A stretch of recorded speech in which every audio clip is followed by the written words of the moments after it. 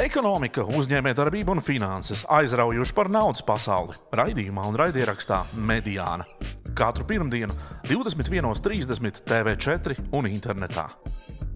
Nauda ietekmē mūs visus, tāpēc nav iemesla neskatīties un neklausīties.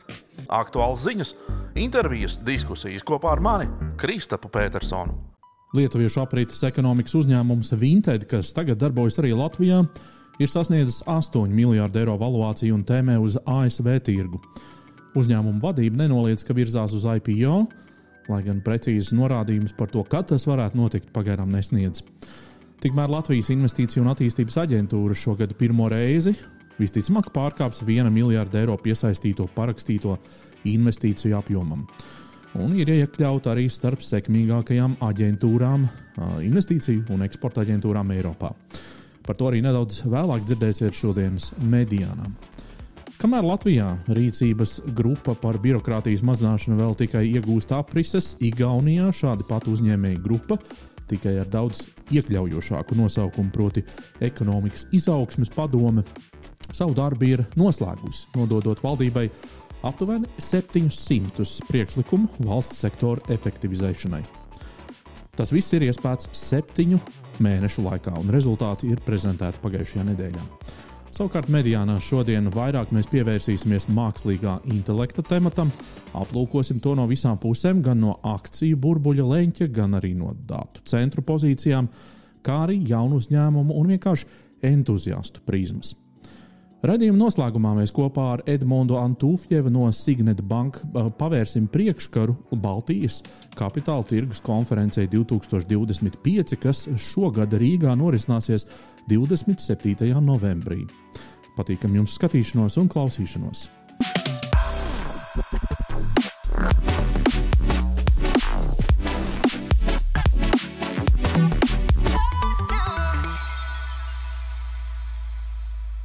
Jūs skatāties raidījumu par ekonomiku, uzņēmējdarbību un finansēm, tā nosaukums ir Mediāna, un mēs ēterā esam jau 5 sezonas, lai gan gandrīz ikdienu es satieku līdzpilsoņus, kuriem viss šis ir pirmā dzirdēšana. Tad iepazīsimies. Mans vārds ir Kristaps Petersons. Es esmu nevis žurnālists, kā daudziem varbūt šķiet, bet komentētājs, kam ir vairāk nekā 30 gadu liela pieredze žurnālistikā un sabiedrisko procesu vērošanā un arī komentēšanā dažādos nacionālos un arī starptautiskos medijos. Šis ir mans hobijs, kas vienlaikus ir arī ļoti patīkams darbs jāatzīst, un tāpēc man ir ļoti liels prieks un ļoti dziļa pateicība 8 uzņēmumiem Latvijā, kurus jūs redzat šeit ekrānā un kas ir nolēmuši atbalstīt šajā sezonā Mediānu ar savu finansiālu ārtavu. Šim raidījumam ir arī māsa angļu valodā, ko sauc par Median Report. Diemžēl Latvijā šis raidījums netiek pārraidīts televizorā, bet jūs to varat tāpat kā Mediānu apskatīt YouTube kanālā un arī klausīties Spotify, kā arī Apple, Google, Amazon un citās platformās. Toreiz esmu radījis iespēju ikvienam, kurš, protams, vēlas ar ikmēnešu maksājumu tikai 2,99 eiro apmērā, atbalstīt šos manus centienus Latvijas medijos kopt ekonomikas un biznesa komentāru žanru. Lai nebūtu tā, ka jūs tikai ziedojat pret pliku paldies, es katru darbdienas rītu tieši maksājošajiem dalībniekiem veidoju audiovizuālu starptautiskās biznesa preses apskatu angļu valodā. Priecāšos, ja tas jums noderēs, priecāšos, ja to klausīsies arvien vairāk cilvēku, tāpēc pievienojieties. ASV valdības iestādes ir atsākušas darbu pēc 43 dienu ilgušas dīkstāves, ko ir izraisījusi demokrātu un republikāņu politiķu ietiepības. Kopēji radītie zaudējumi tiek vēl vērtēti, taču aptuvenās aplēses svārstās no 10 līdz 15 miljardiem dolāru. Es vispār brīnos par to, kāds vispār varētu gribēt strādāt no politiķu populismu tik atkarīgās darba vietās. Kaut vai fakts, ka darbs pat labāk šiem darbiniekiem tiek garantēts tikai līdz nākamā gada 30. janvārim, kas ir abu partiju vienošanās, un tas manam prātam nav saprotams. Tie, kur neseko līdzi šiem notikumiem, es īsumā paskaidrošu, ASV ar katru gadu arvien ātrāk sasniedz valdības izdevumu griestus, un, lai darbu turpinātu, politiķiem ir jālemj celt ārējās aizņemšanās griesti un ir jāizlaiž kārtējās valsts parādzīmes, cerībā, ka kāds tās nopirks. Tad arī no šīs naudas tiek lemts par nākamajiem fiskālajiem griestiem, kad process būs atkal jāatkārto no jauna. Pēdējā laikā ASV valsts 10 gadu obligācijas tirgojas par ļoti augstām procentu likmēm, kas nozīmē, ka investori vai tie, kur uztur ASV valdību līdz nākamajam obligāciju laidienam, vairs īsti netic, ka šīs valsts uzkrātais teju $40 triljonu parāds jebkad varētu tikt mazināts, nerunājot jau nemaz par tā atdošanu. Starp valstīm, kas visvairāk ir pirkuši šos vērtspapīrus, ir Lielbritānija, Japāna, Ķīna, Luksemburga, Īrija, arī Šveice un daudzas citas valstis. Savukārt aptuveni 3/4, proti lielākā daļa no parāda valsts ir aizdevusi pati sev caur centrālo banku, kā arī pensiju, investīciju un apdrošināšanas fondiem. Eiropa sāka nervozi raustīties. Ko es ar to domāju? To, ka ir parādījusies pie apvāršņa tāda saucamā gribošā koalīcija ar valstīm, kas vairs netaisās gaidīt un noskatīties uz to, kā konkurētspējas vilciens tām visām aizbrauc gar degunu. Daži to dēvē par pragmātisku federālisma formu, kurā ciešāka sadarbība starp vairākām valstīm notiek tehnoloģiju, aizsardzības, enerģētikas un industriālajā politikā. Valstis ar kopīgām interesēm apvienojas pētniecības, iepirkumu un investīciju jautājumos. Ir arī pirmie reāli darbi, proti Spānija ir tā, kas vada iniciatīvu par vienotu kapitāla tirgu. Pret šo visu ir, protams, francūži un vācieši, kas bažīs par daudzām lietām, taču kā galveno, kad varētu tikt izveidota tāda alternatīva tā sauktajam ECOFIN, jeb finanšu ministru padomē, kas jau faktiski lemj par ļoti daudziem vienotiem projektiem Eiropas Savienības iekšienē. Izskatās, ka dažas no valstīm ir gatavas darīt, kamēr dažas joprojām tikai diskutēt. Raidījumā Median Report es vaicāju Lijā direktorei Ievai Jāgerei par to, vai Baltija varētu kopīgi vienoties, piemēram, par platformu investīciju piesaistē vai eksporta veicināšanā. Viņas atbildi jūs varat noklausīties, ja dosieties uz YouTube kanālu vai noskatīsieties Median Report. Savukārt, ja jau par Lijā esam mēs sākuši runāt, tad arī paturpināsim. Pieminētā Ieva Jāgera šajās dienās atzīmē savā amatā 1. gada dienu. Pagājušajā nedēļā viņa sasauca pat preses konferenci, kurā tika prezentēts arī Eiropas līmeņa pētījums, un tas parāda, ka starp 31 konkurentu valsti Latvija ieņem augstāko 1. vietu, atstājot Igauniju 2., bet Ukrainu 3. vietā. I was here today happily because Latvia came in first place in this year's index. Latvia was also in first place last year. Latvia, in fact, has always done well in this index. What Latvia does particularly well is it makes sure that its information is up to date and accurate, and it makes it available in a very accessible way. This is the most important component of our index. Almost everything else is not quite irrelevant, but if you're not getting the data correct, if the data isn't up to date, then things are going to start to go wrong very, very quickly. Latvia also performs well in its online presence. You can see behind me, Latvia is just a click away. It does very well in terms of presenting itself online as a destination for investment.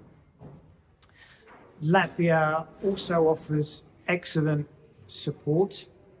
It has built a very good community, a community of current investors, a community of previous investors, and a community of potential investors. It's always good for potential investors to see what's gone before, and Latvia does a very good job of bringing the two groups together. If we do have criticisms for Latvia, those would be that it could be a little bit more creative in the way that it presents its information, offering a few more bespoke options for people who might want to compare metrics across various sectors. However, I would caveat that by saying that creativity must never come at the expense of data and accuracy. I also think that Latvia could do a little bit better when it comes to responding to current events. I think that there is a huge opportunity right now for Latvia to position itself as a hub for defence tech and cyber defence, particularly given that it has a border with Russia, which I think it can turn into an asset, and also, of course, because there's a war going on. Nenoliedzami, Lijā ir publiski redzams vairāk kas man personīgi liekas labs šīs organizācijas novērtējums, ir daudzo uzņēmēju pozitīvie viedokļi. Tieši Ievas Jāgeres ienākšana iestāde ir sapurinājusi un ir notikušas arī iekšējās reformas. Ir sakārtot struktūru, precīzāk nodefinētas atbildības un sasniedzamie mērķi. Par investīciju piesaistes pagaidām atturēšos slavēt Lijā, jo daudzinātais Igauņu 700 miljonu projekts Valmierā būtībā ir Igaunijas valdības pasivitātes produkts, savukārt Rheinmetall investīcijas Baltijā būtībā atkal ir Vācijas valdības lēmums diversificēt rūpniecisko geogrāfiju strateģiskās lokācijās. Protams, ka es nenoliedzu Lijā ļoti rūpīgi un cieši iesaisti abu projektu realizēšanā, taču daudz citu apstākļu arī ir bijuši par pamatu tam, ka mums šādas investīcijas tomēr būs. Kas attiecas uz eksportu, tad tur gan cepura noslījā, kas ļoti aktīvi darbojas faktiski visos virzienos, gan nozaru, gan valstu griezumā. Var redzēt, ka šogad sāk atmaksāties valsts ieguldījumu ārvalstu pārstāvju darbībā. Protams, ne visos postiņos, bet dažos noteikti. Valsts vizītes dod ļoti labu uzrāvienu nākamajiem soļiem, kas uzņēmējiem ir ļoti būtiski. Sekmīgs ir valsts mārketinga projekts. Es noteikti gribētu šeit izcelt Expo izstādi Japānā. Tur Latvija tiešām nostartēja godam. Šonedēļ Lijā būs arī Somijas jaunu uzņēmumu konferencē Helsinkos. Tās nosaukums ir Slash. Savukārt pagājušajā nedēļā tā vesela delegācija ar datu un internetu uzņēmumiem no Latvijas aizved uz Portugāles Web Summitu. Tas ir pasaulē ietekmīgākais internetu uzņēmēju pulcēšanās pasākums. Mediāna dzīvoja šim pasākumam līdz attālināti un esmu milzum pateicīgs diviem tā dalībniekiem no Latvijas, kas pieteicās padalīties savos iespaidos. Jā, šis nav mans pirmais Web Summit. Es jau šeit esmu 3. reizi, katru reizi gan ar mazliet varbūt citu mērķu un stratēģiju, bet es jau ļoti labi sapratu, ko no šejienes var dabūt ārā un kas ir tas mūsu komandas mērķis. Un sapratām, ka mēs ejam fokusā pilnā uz klientu piesaistību. Tieši šeit ir tie mārketinga cilvēki, ar ko mēs vēlamies runāt. Un tad, principā, tieši tā, mēs ļoti, ļoti daudz laika ieguldījām, lai uzrunātu tos cilvēkus, ar ko mēs gribam runāt tieši konferences laikā. Un pat pirmajā dienā pazaudēju balsi, jo visu laiku sanāca runāt ar kādu, vispār nesanāca pat ievilkt telpu. Tā kā ļoti daudz vērtīgu connectionu gan LinkedInā, gan e-pastos, gan arī jauni pat lietotāju platformas un potenciāli klienti. Jā, no tavām agrākajām pieredzēm Web Summitā, tur ir daudz praktisku ieguvumu, ja tiešām tu piepildi varbūt to savu LinkedInu, bet īstenībā tur arī daudz kas apstājās. Ir arī noteikti praktiski. Es domāju, ka tev vienkārši vienmēr jāizdara tas mājas darbs, sekojot līdz tiem cilvēkiem, kas pasaka, ka ir ieinteresēti šajā visā. Un, nekad jau nav tā, ka tu pirmoreiz satiecies un viss ir skaisti un viss ir izdarīts. Vienmēr vajag ielikt to papildus darbu, lai vienkārši arī pēc konferences atgādinātu par sevi. Jo mēs visi esam noguruši konferences laikā. Visi, gan arī apmeklētāji, gan startup, visi ir noguruši. Un atbrauc nākamajā nedēļā pirmdienā uz darbu un atkal ir ēpasti, atkal ir visas neizdarītās lietas pirms tam. Tāpēc ir vienkārši jāizdara savs mājas darbs un vienmēr sistemātiski jāiet un jātaisa follow-ups un tad tie rezultāti būs. Jā.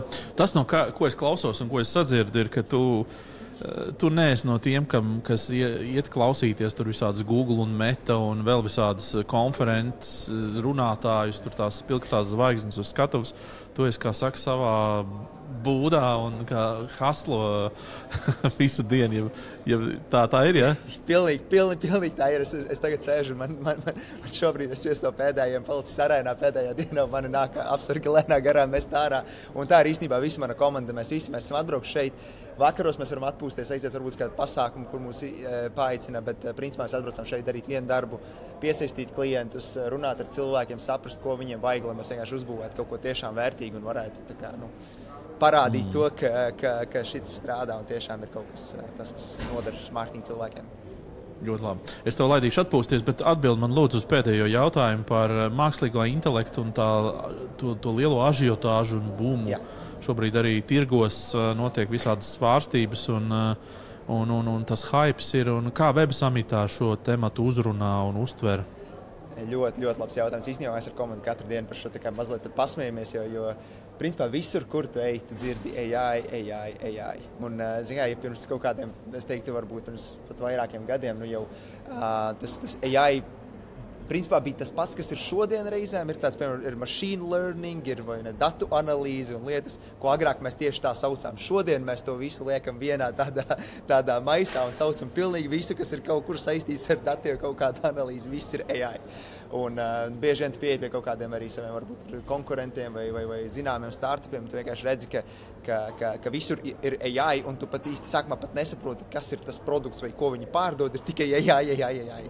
Un to mēs arī īstenībā paši redzam, tā, ka mēs pārdodam savu, jo arī mūsu tajā produktā ir tas AI ielikts iekšā. Un tas, kur mēs redzam ļoti lielu grūtību, ir pārliecināt tos svarīgos lielos mārketinga dūžus, tos cilvēkus, kuri pieņem šos lēmumus par produktu pirkšanām, ka, hei, klausies, šitas nav kaut kas tāds, kas ir paņemts ChatGPT ieliks sistēmā mūsu un vienkārši dos to pašu, ko tu izmantos, kā izmantojot ChatGPT no sava browsera, bet ka tas ir reāli uz datiem kaut kas balstīts. Jā, mēs izmantojam arī varbūt to pašu ChatGPT vai Gemini vai kaut ko, bet mēs pieliekam to savu kaut kādu vērtību klāt.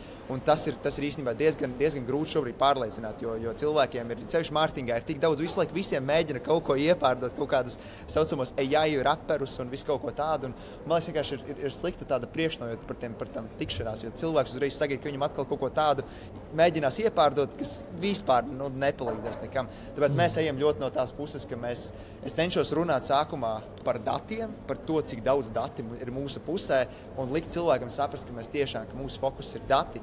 Un klāt datiem nāk tas mākslīgais intelekts, bet tā primārais, tā ziņa ir, hei, mums ir dati, kurus mēs tad analizējam labāk ar mākslīgo intelektu.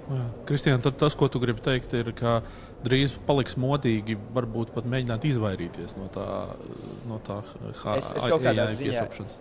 Mēs vispār startup esam tādā sliktā pozīcijā. Ja mēs runājam par AI, nevienam nepatīk, ka mēs runājam, tāpēc, ka visi domā, ka mēs tur kaut ko tikai vai ne pīlīdz pūšam. Un ja mēs nerunājam par AI, tad visi domā, ka mēs neesam interesants startups vai ne. Tāpēc, bet tur jābūt kaut kādam balansam, tur jābūt, es domāju, ka visam ir jābūt vienkārši gudri apspēlētam. Nu, kā jau es teicu, ka tu nevari runāt par AI, kas dara pilnīgi to pašu, ko ChatGPT, vai ne? Tā kā tev ir jābūt kaut kādam added value, tev ir jābūt kaut kam tādam, kur cilvēkam tiešām sarežģīt šobrīd izdarīt ar to, kas ir publiski visiem pieejams, vai ne? Un ir jāfokusē sākumā uz to, un tad tas AI varbūt nāk kā tāds papildus vērtība, papildus iegums, kas varbūt pārliecina par kaut kādu nākamo soli. Protams, ka centrālā tēma droši vien, ka visur tur bija mākslīgais intelekts un tas burbulis, kas arī šobrīd, man liekas, akciju tirgos ir liecina par to, ka mēs pārāk, man liekas, varbūt aizraujamies ar mākslīgu intelekta visur piesaukšanu, bet man liekas, ka tieši startup ir tādā ļoti neapskaužamā situācijā, jo, ja tu nepiesauc startup, tad investors uz tevi, man liekas, vispār neskatās šodien, ne? Kā ir? Jā un nē, jo tie trendi jau, es tā kā vairāk kā 10 gadus esmu šī nozarē, un tie trendi mainās, tā kā pirms 2 gadiem visur vajadzēja metaversu, un tad atkal kripto. Blokķēdi. Blokķēdi, tieši tā, un tagad jau runā par Web 4, kas ir tā kā Web 3 plus AI, tad tas jau ir tā kā Web 4 jau tur. Protams, bez tā neiztikt, bet viena no tām atklāšanas runām bija arī interviju skatūs ar Lovable dibinātāju, kur, man liekas, bija tādas 2 ziņas.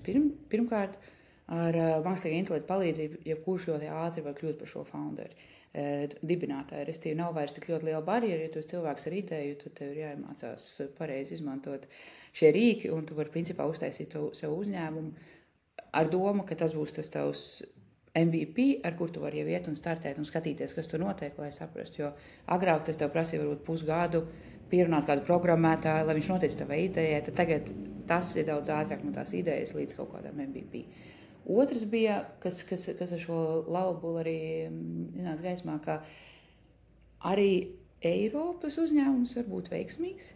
Un tur skatos, viņam tika uzdots jautājums, kā kāda jums ir tā darba kultūra, vai ir tāda pati kā teiksim, San Francisco, kur visi strādā 12 stundas, 6 dienas. Un viņš teica, ka nē, mēs esam Zviedrijā.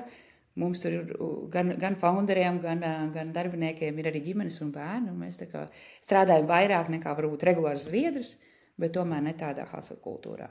Tā kā tam ir arī varbūt tāda gaišā puse, bet daļai es tev piekrītu, ka joprojām ir tā tīpaši tādiem software uzņēmumiem, ka viņiem kaut kur tam AI vai ne jāparādās.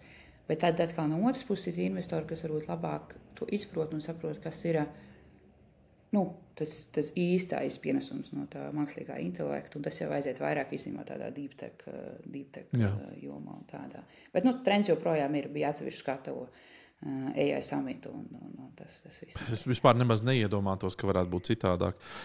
Bet viena, divas tādas galvenās atziņas, ko tu paņēmi līdzi no Portugāles atpakaļ tagad, ja tev tā būtu varbūt jāpadomā, kas ir tas varbūt ne trends, bet tāds varbūt, kas tev tieši palika atmiņā? Tas, kas man palika atmiņā, vairāk varbūt ir saistītos arī ar tādu nedaudz ģeopolitisku īstenībā. Par to, ka Eiropa ir ļoti maza vieta.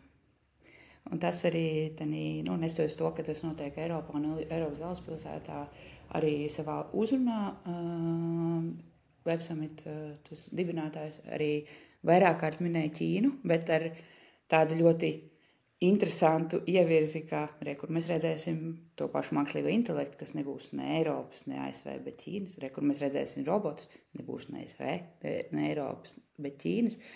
Tā kā tādas lietas nāk iekšā, līdz ar to mēs vairs nekonkurējam, kā tur bieži runā, kā mēs tur salīdzinamies ar Lietuvu vai Igauniju, vai ne? Ne pat ar Eiropu, ne pat ar Ameriku, bet tā pasaule ir daudz lielāka, un tur ir daudz citu spēlētāju ar ļoti lielām interesēm to darīt. Tā kā tas kaut kas tāds, laikam, es nezinu, vai tas nav īstenībā, tas ir tā. Jā, man liekas, ka modinātājs zvans ir arī tas, ja mēs paskatāmies tagad uz ielām kaut vai ķīniešu elektroautomašīnas. Ja? Pirms kaut kāda laika tas vispār šķita neiedomājami. Eiropā kaut kas tāds, kad tur arī tirzniecības barjeru un visu tarifu dēļ un tā tālāk. Skaties, tas viss ir realitāte šodien. Tā kā, jā. Tieši tā. Jā. Tā kā tas varbūt tās bija tāds viens tas trends, bet otrs, ka tiešām, inovācijas notiek un pateicoties, kā jūs minējat, tam pašam mākslīgajam intelektam, viņas varbūt pat ir vēl pieejamāks nekā iepriekš. Līdz ar to, tas ir tikai darīšanas vaina. Ja tev ir ideja, tad ņem to Lavabo vai kādu citu web kodingu, uztais savu to lietotni mēnešu laikā un aiziet un iet testē un meklē un dara. Nav uzreiz jāpamet darbs mājas un ir jāpārdod, vai ne? Tas viss ir tā kā daudz pieejamāks, tā kā vajag iet un darīt. Un tiešām prieks bija par Latvijas tiem startupiem, kam gan bija stendi, gan kas pičoja, gan tur aktīvi darbojās. Nevēlties abiem Web Summit dalībniekiem ievaicājos par mākslīgo intelektu. Patiešām ir neskaidrība ar to, kas notiks ar akciju cenām tādiem uzņēmumiem kā Nvidia un Palantir. Ir pilnīgi skaidrs, ka ar teju 5 triljonu novērtētā Nvidia, kas ir pasaules vērtīgākais uzņēmums šobrīd, ir vismaz par 40% uzpūsts burbulis. Tā saka analītiķi, arī Palantir gadījumā tās varētu pat krietni pārsniegt vairāk kā 100%. Arī OpenAI novērtējums, kas pēc pēdējām aplēsēm ir pietuvojies $1 triljonam, faktiski ir nonsens. Lai tas nebūtu tikai tāds mans nervozs monologs, es izmantoju izdevību šo jautājumu uzdot arī lietpratējiem. Tas ir Signet Bank investīciju bankas vadītājs Edmunds Antūfjevs. Lūk, ko viņš par to sacīja. Es esmu no tās cilvēku grupiņas, kas arī uzskata, ka viennozīmīgi tās valuācijas ir, tie uzņēmumi ir pārvērtēti. Man liekas, ka mēs operējam ar šie uzņēmumi un tie investīciju plāni, kas tiek nosaukt, viņi operē tur uz robežas, ka nav skaidrs, vai tas biznesa modelis un no kurienes vispār tā nauda radīsies, lai finansētu visus data centrus un visu pārējo, kas viņam ir ieplānots. Tie multiplikātori, ar kuriem tirgojās tehnoloģiju akcijas šobrīd, ir īpaši tās, kas kaut ko dara, saistīts ar AI, ir kosmiskas. Es domāju, ka, redzēsim, bet viennozīmīgi šie ir kaut kādi signāli, kas parāda, ka ir pārvērtēts. Ka tas nav veselīgi. Jā. Ciest principā var investori, ja tu esi, teiksim, visu naudu sagrūdis vienā virzienā, bet tādā tehniski ekonomikas ziņā nekas īsti, ja tas arī burbulis sprāktu, man liekas, ka šim reģionam nevarētu būt, jo mums, man liekas, AI vispār nav vēl pat ne autiņos, kā saka, ne attīstīts, ne datu centru te ir sabūvēti, ne Te faktiski nav šīs infrastruktūras vēl, vai ne? Jā, bet, protams, ja šis teiksim, tas spiediens uz akciju cenām, viņš noteikti skars ar lielās tehnoloģijas akcijas, kas ir iekļauts visos lielajos indeksos, un, ja tas trends cenām uz leju turpināsies, tad, protams, tas ietekmēs, pilnīgi visus arī mums tur individuāli, ņemot vērā mūsu privātās investīcijas, kādos ETF-os, mūsu pensiju plānus, jebkurš principā investors, kurš ir ieguldījis tādos pasaules akciju indeksos, viņš noteikti to izjutīs. Jā. Ko tu, tā kā mēs, protams, nesniegsim padomus, un arī es visus klausītājus aicinu neuztvert šo kā kaut kādu padomu došanu, bet ar domu, kā parasti investors šādā brīdī, ka viņš sajūt tādu mazliet bailes, kas viņam ir jāpaskatās, kas ir tas pirmais tāds, kā saka, pilotam tie čekliste, kam ir jāiziet cauri, ko tu arī ieteiktu tādu basic etiķeti? Es domāju, ka Latvijā es vismaz neesmu dzirdējis par kaut kādām privātām idejām, kur cilvēki ir saguldījuši naudu un ņemot vērā šo AI kaut kādu tematiku. Es domāju, ka privātais investors, kuram ir ekspozīcija uz tehnoloģiju akcijām un uz AI, kaut kādu novirzienu, ja tas ir ieguldīts indeksos un tam līdzīgi, vajag grūti laikam pavisam izvairīties no tā, tad tur ir jādomā, vai kā privātais investors es gribu ekspozīciju vispār uz tehnoloģiju akcijām, kas ar laikam būtu tā dīvaini. Bet pēdējās laikam nedēļās esmu dzirdējis vairākas idejas par to, kad investori izvērtē nopirkt kaut kāds ETF-us, kas tieši no hedžēšanas, hedžējot savus riskus. Līdzsvarot. Ja mēs esam nopirkuši, tur Nasdaq S&P, kur ir liela ekspozīcija uz tehnoloģiju akcijām, ja investors tic, ka tās akcijas ies uz leju, varbūt ir, lai nepārdot indeksus kā tādus, tad var nopirkt kaut kādu ETF, kas, teiksim, hedžē šo risku, respektīvi investējot ETF-os, kuri pieaugtu vērtībā, ja, teiksim, tehnoloģija akcijas kristos. Ar Edmundu mēs vēl tiksimies sarunā par Baltijas kapitāla tirgus konferenci. Savukārt jau tagad es vēlos pieteikt nākamās nedēļas galveno sarunu, kas arī skar šo tematiku, un tā būs ar nevienu citu kā atraktīvo un mediānā vienmēr gaidīto komentētāju Svetbank finanšu tirgus daļas investīciju jomas vadītāju Oļegu Jemeļjānovu. Savukārt, paturpinot tematu par mākslīgo intelektu, jāsaka, ka pavisam nejauši savos sociālajos tīklos uzdūros jaunai iniciatīvai, ko ir uzsākuši 3, kā vēlāk dzirdēsim, nejauši satikušies cilvēki Rihards, Kristaps un Marija, kam arī ir apnikusi tā pļāpāšana par mākslīgo intelektu, un kur ir tā kārtīgi ķērušies pie reāliem darbiem, proti fiziskas telpas iekārtošanas šepat Rīgas centrā, ko viņi ir nodēvējuši par kuģu būvētavu, jeb angliskā nosaukumā shipyard, protams, galā piekabinot maģisko AI. Uz to tiks aicināti visi tie, kuriem deg acis par jaunu mākslīgā intelekta rīku attīstīšanu, un pirmajam šīs organizācijas hackathonam vēl var pieteikties līdz šī būtībā raidījuma izskaņai, līdz pirmdienas vēlam vakaram, taču par visu vairāk aprunāties esmu uzaicinājis savu senu paziņu no šīs trijotnes Rihardu Pīku. Uzmanību mūsu sarunai. Mākslīgais intelekts tagad ir karsts temats, Rihard. Varbūt izstāst, kā jūs to padarīsiet Latvijā vēl karstāku? Diez vai to vēl karstāk var padarīt. Jā, viss par to runā. Bet varbūt bišķi pietrūkst tie praktiskie darbi, un tāda arī ir tā shipyard doma. Mazāk varbūt taisīt prezentācijas, bet vairāk praksē, tā kā sanāk kopā un praksē mēģināt kaut ko būvēt. Tātad shipyards ir communities, kas apvieno visus šos cilvēkus, mums ir fiziska vieta, mums ir kaut kādi pasākumi un programmas, formāti, kuros mēs sadarbosimies, un tas īsumā ir shipyard. Man kaut kā tas atgādina Tech Hub, tikai kādreiz mēs runājam par IT un startupiem kā tādiem. Tagad tā ekosistēma puslīdz ir attīstījusies, bet mums ir diezgan neattīstīta droši vien tā AI platformu, un tad šis ir kaut kas tā kā līdzīgs, vai ne? Vieta, kur satikties cilvēkiem, kas ir like-minded. Savā ziņā jā, bet tāpat laikā arī nē, jo ar mākslīgo intelektu ir mainījies veids, kādā tiek radīta vērtība, kādā tiek radīti jauni produkti. Un šīs izmaiņas prasa arī mainīt veidu, kādā cilvēks sadarbojas, kā mēs veidojam jaunus produktus. Proti, agrāk tas fokus bija uz varbūt tādiem ilgākiem posmiem, kuros tiek taisīts tas minimālais produkts un paralēli tiek slīpēta prezentācija priekš investoriem. Tad šeit mūsu mērķis ir maksimāli īsā laikā uztaisīt prototipu, darbojošos prototipu, un nevis slīpēt prezentāciju, bet iet pēc klientiem.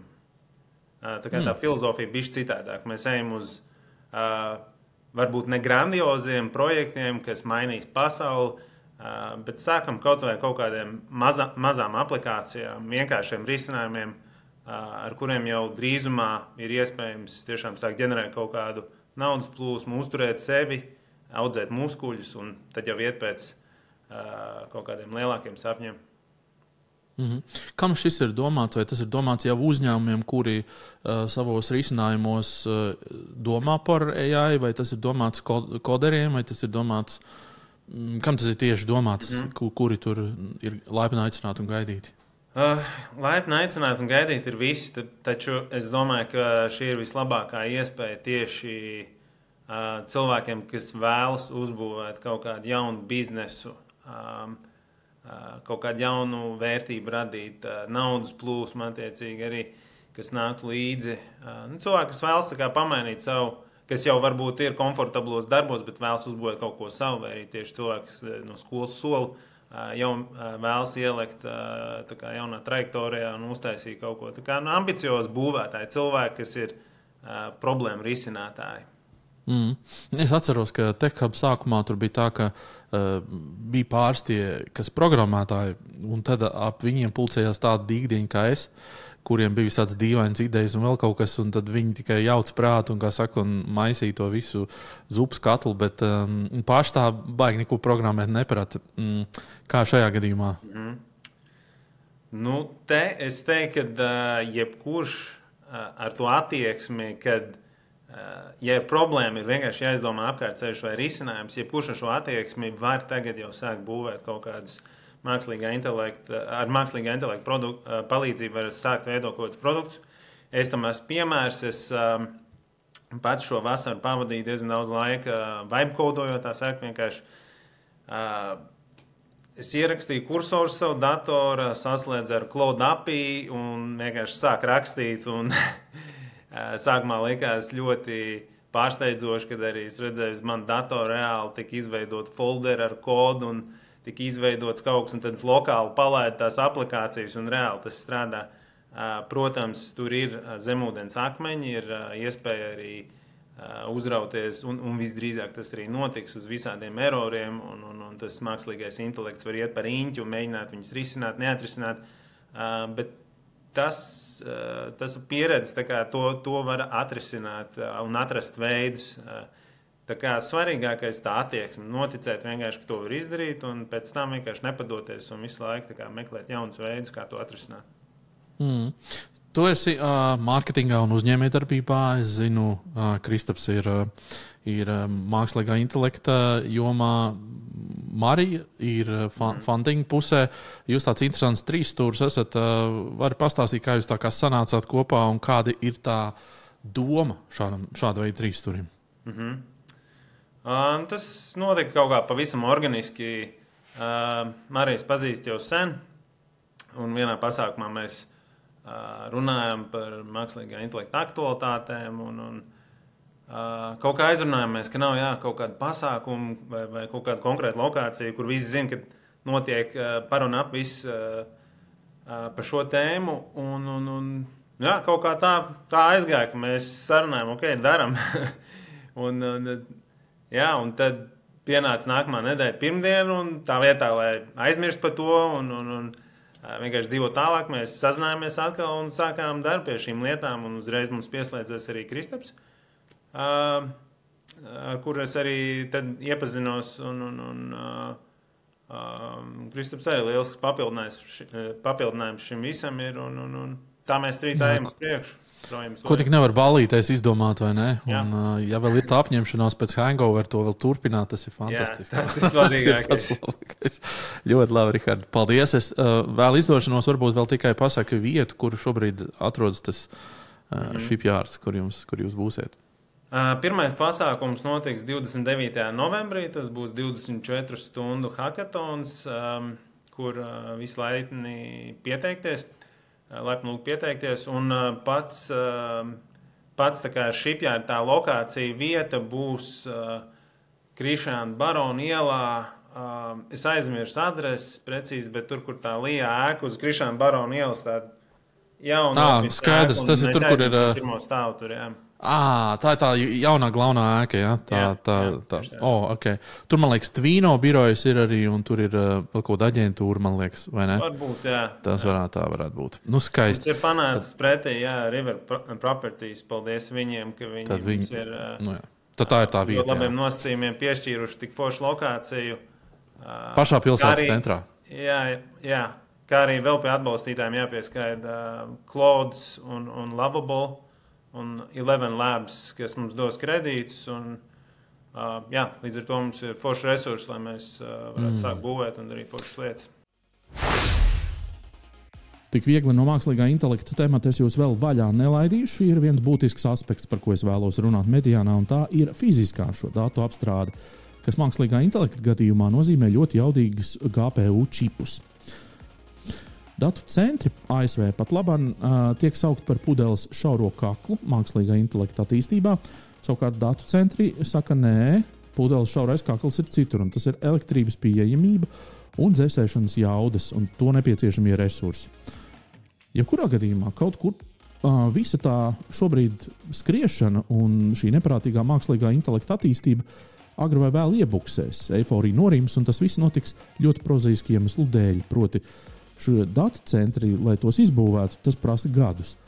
Lai izprojektētu un izbūvētu stabilas un ekonomiski puslīdz pamatotas elektrojaudas, tās atkal ir 5 gadus. Un, protams, nemaz nerunājot par ūdens resursu piegādi šo centru un šo čipu dzēsēšanai. Pat labāk visi skati ir vērsti Ķīnas virzienā, precīzāk Pekinas universitātes virzienā, kuras pētnieki ir paziņojuši, ka ir atklājuši veidu, kā analogie, ne digitālie procesori, bet tieši analogie spētu energojaudu ietaupīt pat 100 reižu, savukārt esošo NVIDIA GPU čipu veiktspēju pārspēt pat 1000 reižu. Ja kaut kas tāds patiešām nonāktu tirgu nākamajā 5-gadē, problēmu savā ziņā tiktu atrisināt, lai ko tas nenozīmētu pašreizējiem akciju tirgumu un uzpūstajām ASV tehnoloģiju kompāniju vērtībām. Rīt Median Report kanālā būs pirmizrāde jaunākajai biznesa kompasa 2. sērijas epizodei par uzņēmumu Delska. Dažus intervijas fragmentus ar tās valdes priekšsēdētāju Andri Gailīti es ekskluzīvi piedāvāju jums, Medianas skatītāji, jau šovakar. Jā, uz šobrīd visas pasaules tā saucamo AI, mākslīgā interneta datu centru celšanas bums, pa 99% ir bāzēts uz NVIDIA tehnoloģijām. Bāzēts uz to, lai varētu dzēsēt NVIDIA tipa čipus. Zikā, viss atkal ir, pret ko tu salīdzini. Ir skaidrs, ka tās enerģijas patēriņš šobrīd ir vienkārši abnormāls. Un dēļ tā arī tā visa dzēsēšana un visas pārējās konsekvences. Un tas ir tas, par ko tu runā pēdējās konferencēs, ir tas, kad ir sajūta par tādu lielu blīkšķi, kas nāks. Jo tajā mirklī, kad kāds izgudros čipus, kas dara to pašu darbu, bet tērē mazāk elektrības, vai arī tērē tikpat elektrības, bet dara 100 reizes vairāk, tas ir runa efektivitāti. Tajā mirklī, tā maiņa, kas ir vismaz ārzemēs un lielajās ekonomikās, var pašūpoties. Mūsu gadījumā tie 10, 20, 50 megavati, tas ir kaut kas tāds, kurš aizies un būs vajadzīgs, ja kurā gadījumā arī ir ar tradicionālajiem jā, tas nav par ko uztraukties šeit. Bet, ja mēs runājam par lielajām, kur ceļ tos gigavatu centrus, investori beidzot uzdod jautājumus par šo to. Datu centri dēļ tā, ka ir attīstījušās aplikāciju līmenis, jeb funkcionalitāte, ko mēs visi lietojam. Ja tas agrāk bija vienkārši sākumā, vienkārši e-mails, webs, tad tagad jau mēs runājam par nopietnām informācijas sistēmām, kas ir saistītas gan ar izglītību, medicīnu, valsts drošību, vienalga ko. Un datu centrs ir beidzot nokļuvis kā vertikāla industrija. Vertikāla industrija automātiski nozīmē, ka tā ir kritiskā infrastruktūra. Vienalga, ko jūs darat, viss notiek elektroniskā vidē. Nezinu, negribētos teikt 100%, bet ļoti tuvu tam. Vienalga, tas ir veikals, vai taksija pasūtīšana, vai luksusforu regulācija, vai elektrības, viss. Un no tā arī nāk klāt viss, kas saucās regulācija. Kā tam datacentram jāizskatās, Eiropas regulas, kas saistītas ar enerģētiku, viss, kas saistīts ar dažāda tipa drošībām un, protams, ar klimatu. Mūsu valstī, es teiktu, tas vēl tā kā nav ļoti svarīgi. Papīri rodās, regulas rodās, bet mēs salīdzinoši to klimatisko footprintu ļoti mazu atstājam. Bet lielajās vietās, piemēram, tajā pašā Skandināvijā jau, lai gan viņa ļoti laba vieta dēļ klimata, kur likt datacentrs, jau par to runā, un siltajās vietās par to runā vēl vairāk. Mēs, teiksim, datacentru dzēsēšanā ūdeni neizmantojam. Tad viss ir, kur ir silts, un visa Amerika, un vēl daudz cits vietas, viņi izmanto ūdeni priekš dzēsēšanas tehnoloģijām, un viņi ir izpumpējuši visu dzeramo ūdeni. Un tur jau ir tagad jautājums, ka tas ir tik svarīgi palicis, kad viņus tā regulē, kad vienkārši aizliedz celt. Enerģētika ir viena no ekonomikas pamata lietām, tāpat kā ceļi, un viņa ir saistīta ar jebko, kas ir liels enerģijas patēriņš, un tas ir tiešā veidā ar saistīts arī ar elektroauto ienākšanas stratēģiju valstī. Jūs šobrīd varētu pārdot, cik elektroauto jūs gribat, viņiem tāpat elektrība nav, kur visiem paņemt. Tas ir saistīts arī ar datu centriem, ar rūpnīcām un ar visu. No vienas puses mēs visi negribam, ka palielina tarifus, piemēram, sadalas tīkls. No otras puses tā ir viena no lietām, kurās ir jāgulda nauda. Tāpat kā ceļos. Pat ja viņi tieši tulīt neatmaksājās, ir jāgulda nauda. Un sadalas tīklos viņiem ir jāceļ lielās transformatoru stacijas, 1, 2, 10, viņiem jāgulda stabilizācijas instrumentos, tajā visā, ja. Un tad, kad tev ir sava infrastruktūra gatava, tad tu vari tam lāstamailam, jeb tam piegādātājam viņu iedot daudzās vietās. Kopā ar sadarbību ar partneriem, kas ir pārrobežas pievadi un tas viss pārējais. Tas ir tāpatās kā uz šo brīdi, mums te pilns ar klaigātājiem, kur kliedz par saules baterijām un pa vēju. Es par viņiem visiem tā visu nedaudz iesmīkņāju, kad rītā nebūs tās zemās cenas. Tas ir ilgs infrastruktūras attīstības ceļš. Kamēr attīstās piegādātāji, kur ražo dienā, kur ražo naktī, kad attīstās grids, kad attīstās bateriju uzpildes sistēmas, un tad pēc kāda laika ir kāda labā situācija. Gan ar cenām, gan ar izbalansēšanu, gan ar piedāvājumu tiem, kuriem to elektrību vajag. Es neteiktu, ka Latvijā tā situācija ir kritiska, bet to, kad, piemēram, ja kāds grib nākt iekšā ar 100 megavatiem datu centrus celt, tas vienmēr ir par to jāpadomā. Kā jau teicu, infrastruktūra ir veidota tā, lai spētu darboties gan ar komerc klientiem, gan ar valsts klientiem. Mums no tāda viedokļa tas viss ir, principā viens un tas pats. Un, protams, ja mēs runājam par to, kā ir normāli jāattīstās komercdarbībai, tad valstī nav jānodarbojās ar komercklientu apkalpošanu jebkādu. Un valstī nav jāgulda nauda savu datu centru celtniecībā.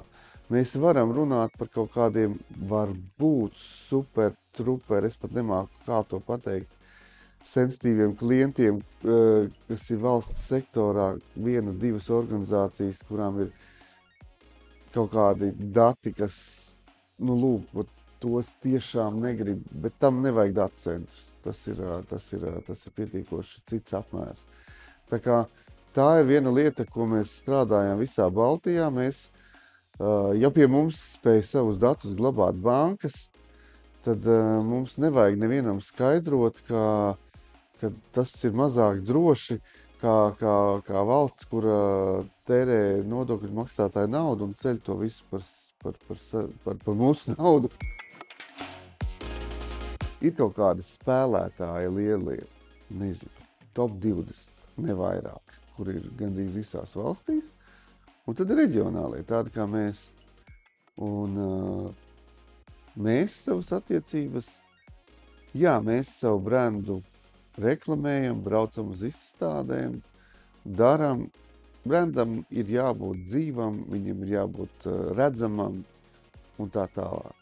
Bet visa darbība gan ikdienā ar klientiem, gan ar partneriem potenciāliem, gan ar visu notiek face to face. Tās ir privātās attiecības. Mēs braucam uz izstādi, mums vienā izstādē ir stends, citā nav, bet visa būtība, kāpēc mēs tur braucam, ir tāpēc, lai man diena būtu aizšadulēta ar saviem tikšanās 1, 2, 5 un lai es varētu veidot privātas attiecības starp 2 uzņēmumiem un būt kaut kādu šo uzņēmumu, lielo uzņēmumu partneru tajā saucamajā labvēlīgajā listā. Un tas ir ilgs darbs, kuru brauc uz vienām un tām pašām izstādēm, brauc katru gadu, tiekās ar gan vieniem tie pašiem, gan citiem cilvēkiem, un tā notiek pārdošana, un tā cilvēks un brands ir tā kā nedalām. Tas ir vidējam un mazajam spēlētājam. Tā, ka tu esi liels megakorporācija, kā mums top 3, tas ir cits storijas. Mums līdz tam tur tāda līmeņa zināmība vienkārši nav iespējama. Noslēdzot mūsu šodienas raidījumu, es došu vārdu vienam no Baltijas kapitāla tirgus konferences organizatoriem. Tas ir Signet Bank pārstāvis Edmunds Antūfjevs, kuru jūs raidījumā jau redzējāt, izsakāmies par mākslīgā intelekta burbuli. Mediāna ir informatīvais šī pasākuma atbalstītājs, un arī mēs būsim klāt lielajā notikumā 27. novembrī konferenču centrā ATA, tepat Rīgā. Par visu vairāk sarunā ar Edmundu. Es domāju, ka jums tur viss norit ļoti aktīvi un darba pilnas rokas, vai ne, konferencē gatavojoties? Jā, tīpaši šogad šis jau ir 4. gads, kad konference notiek Rīgā, un mēs sagaidām vēl vairāk dalībnieku klātienē. Ja pagājušajā gadā mums bija 450, tad ceram, ka šogad tā izskatās vismaz, ka klātienē būs vairāk cilvēku nekā pagājušajā gadā. Un ceram uz kvalitīvāku pasākumu. Tā jūs katru gadu augsiet un beigās nebūs, kur pieņemt vispār tos cilvēkus. ATA centrs kļūs par mazu. Būs jāsāk tās hallēs vai arēnās rīkot. Jā. Kas šogad tāds pārsteidzošs būs un sagaidīs dalībniekus? Noteikti jāizceļ panelis starp Baltijas valstu finanšu ministriem. Mums visiem noteikti ir gan ikdienā, gan arī politiķu dienas kārtībā ir jautājums par budžetu un budžeta deficīti un no kurienes tad tad iegūt naudu budžeta deficītu, tur lāpīšanai vai tēriņiem kā tādiem. Un kapitāla tirgus, protams, ir viens no tādiem no veidiem, uzņēmumus palaižot biržā, šie te ieņēmumi valstīm rodās. Un, protams, šeit mums lietuvieši un igauņi ir priekšā jau ar esošajām valsts kapitāla sabiedrībām, kas jau ir biržā ar akcijām. Un tad mēģināsim diskusijās te finanšu ministriem aktualizēt šo tēmu kārtējo reizi arī Latvijas kontekstā un paklausīties, kādi ir tie pieredzes stāsti un no mūsu kaimiņiem un ko kaimiņi vispār domā par biržu kā tādu, vai viņi turpinās šo iestaigāto taciņu, vai varbūt teiks, ka ar to, kas ir, ar to jau pietiek. Jā. Man starp citu pašam interesanti liktos atbild uz jautājumu par to. Droši vien, ka tie ministri arī ļoti labi saprot, ka varētu jau tehniski laist daudzus uzņēmumus biržā, bet tur ir tas sabiedrības spiediens, un man liekas, ka viņi skatās to vienkāršāko ceļu, vai sabiedrība vienkāršāk pieņems aizņemšanos, vai viņi vienkārši pieņems laišanu biržā. Un tā kā viņi testē, man liekas, tur vajadzētu patestēt to vienu ceļu, otru ceļu, ja viņi redzēs, ka tā pretestība nav tik liela no sabiedrības, varbūt, ka tas pat kļūs par tādu, kā, tādu maisam galds būs vaļā, vai ne? Būtu interesanti tādu atbildi dzirdēt no viņiem. Jā, un arī viens no pavisam nesenais Latvijas investoru, aktīvo investoru tāds tirgus pētījums parādīja, ka patiesībā tāds privātais investors, viņš ir patiesībā par tādu kvalitīvu lielu valsts kapitāla sabiedrību laišanu biržā. Protams, tā baigi grūti izmērīt to vidējo temperatūru visā valstī, bet, ja mēs skatāmies tādu aktīvu investoru kopu, kas, investē, skatās, aktīvi interesēs par ekonomiku un par aktivitātēm, tādu investori ir par, tāds privātais Latvijas iedzīvotājs.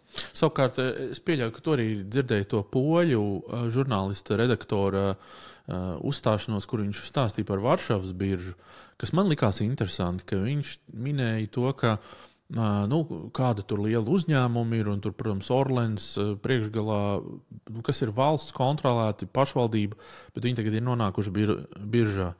Tās kapitalizācijas ir lielas, tie uzņēmumi ir lieli, bet vai es varētu nosaukt kaut kādus vārdus, vai es saprastu, ar ko viņi nodarbojās, un tā tālāk. Līdz ar to viņi ir palikusi tā Varšavas birža tāda, savā ziņā lokāla, it kā ar lieliem vārdiem, bet lokāla. Un man ir kaut kādā ziņā drusku bail, ka tie valsts uzņēmumi, kas ies tajā biržā, tie vārdi nebūs nevienam ne īsti labi zināmi nekā, un tas apstāsies pie lokāliem investoriem. Jūs par šito tematu esat padomājuši?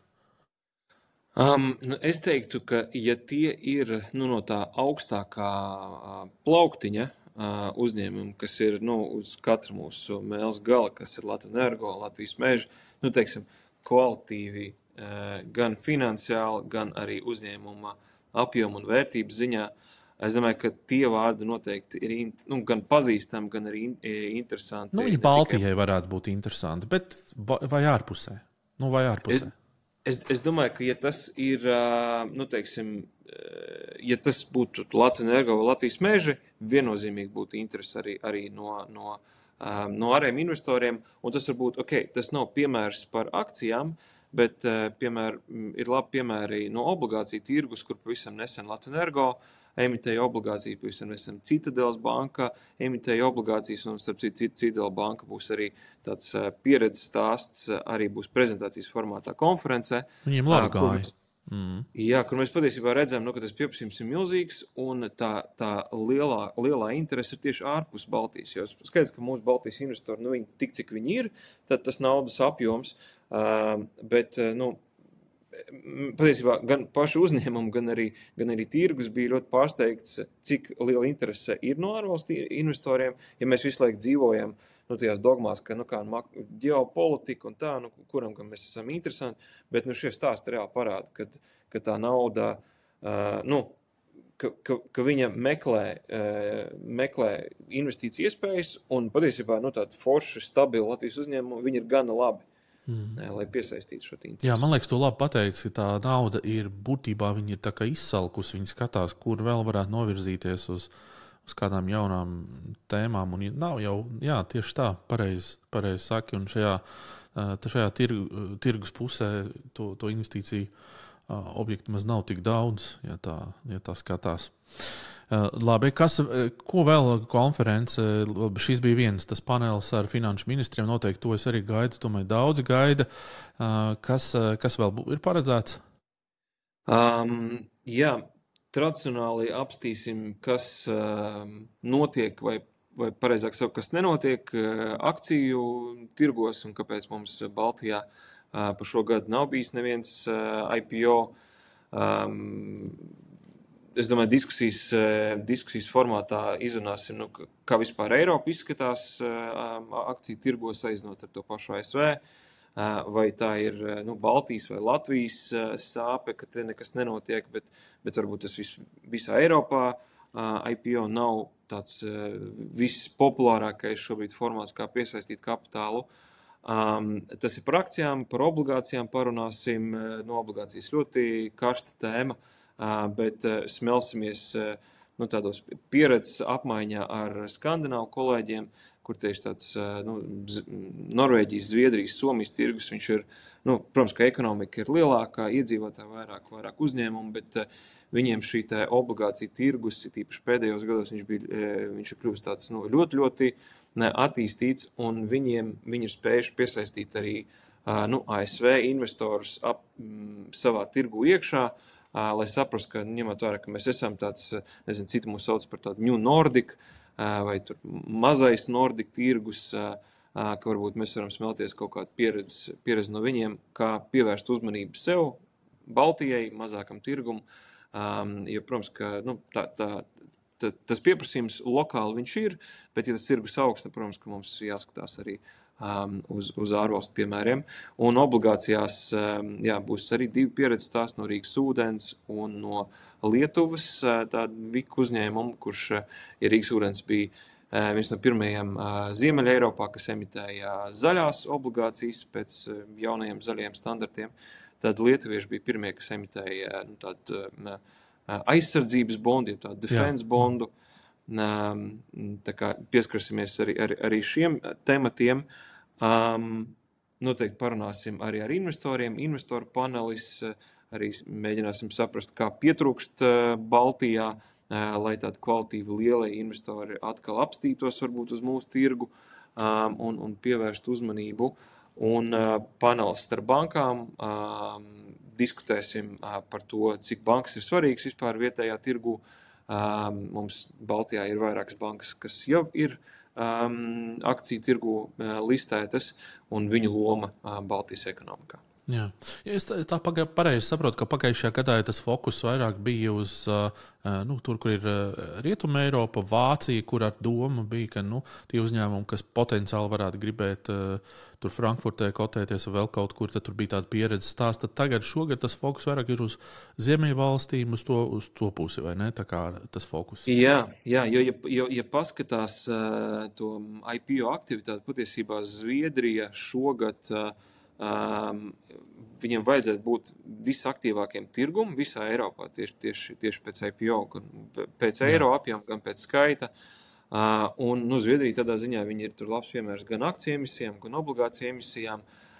Tāds ļoti aktīvs tirgus, un kurš piesaista lielu interesi arī tieši no ārvalstu investoriem. Un es domāju, aiznot ar Zviedriju, tur tāpat Londona un tāpat Vācijas biržas, viņas tā ar skaudību skatās, kā Zviedri šogad performē. Ceru, ka jums šī stunda aizritēja tikpat nemanot kā man. Es no sirds pateicos visiem komentētājiem, visiem atbalstītājiem, īpaši Latva Energo, Tilde, Cleaner grupa, Industra Bank, Orkla, Latvija, PwC Latvija, kā arī energofirmai Jauda un, protams, Latvijas valsts radio un televīzijas centram. Es vēlu jums, skatītāji un klausītāji, nosvinēt Latvijas dzimšanas dienu godam. Visiem kopā priecāties par to, ka mums ir sava valsts, mums ir sava valoda, kurā mēs varam runāt, mums ir sava ekonomika, ko mēs visi kopā varam būvēt, un mums ir savi līdzcilvēki, ar kuriem varbūt nevienmēr mums saskana viedokļi. bet tik un tā viņi ir paši labākie. Priecāsimies vairāk, smaidīsim vairāk, ar mums viss būs labi. Tiekamies pēc nedēļas. Atā!